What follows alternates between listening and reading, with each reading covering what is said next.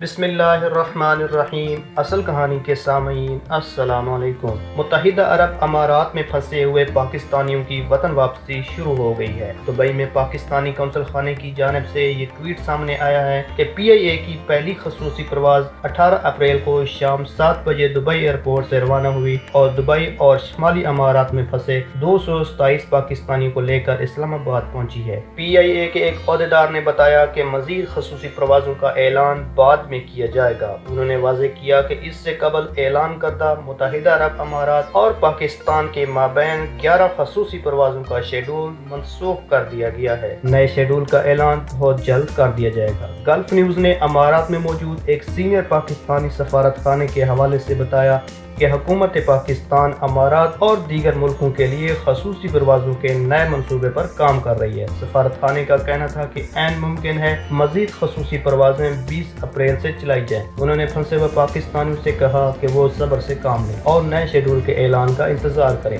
واضح رہے کہ امارات میں موجود 40,000 سے زائد پاکستانی وطن واپسی کے خواہشمند ہیں۔ انہوں نے اپنے نام قونصلیٹ میں رجسٹر کرا دیے ہیں۔ پاکستانی بھی شامل ہیں جو وزٹ ویزے پر آئے تھے یا جن کی ملازمت ختم ہو چکی ہے۔ ایسے بھی ہیں جنہیں ان کی کمپنیوں نے کورونا بحران کے باعث بلا تنخواہ چھٹی پر جانے کو کہا ہے۔ اس سے قبل سعودی عرب میں سفری پابندیوں کے باعث رکے ہوئے 470 عمرہ زائرین 2 خصوصی پروازوں کے ذریعے پاکستان پہنچ چکے ہیں۔ اس سلسلے کی مزید اپڈیٹس ملتے ہی ہم اپنے سامعین کو اطلاع کر دیں گے۔ آپ سے ریکویسٹ ہے کہ ہمارے چینل کو سبسکرائب کریں اور ساتھ دیے گئے بیل آئیکن کو ضرور پریس کریں تاکہ اس سلسلے کی نئی ویڈیو آنے کے ساتھ ہی آپ کو نوٹیفیکیشن مل جائے۔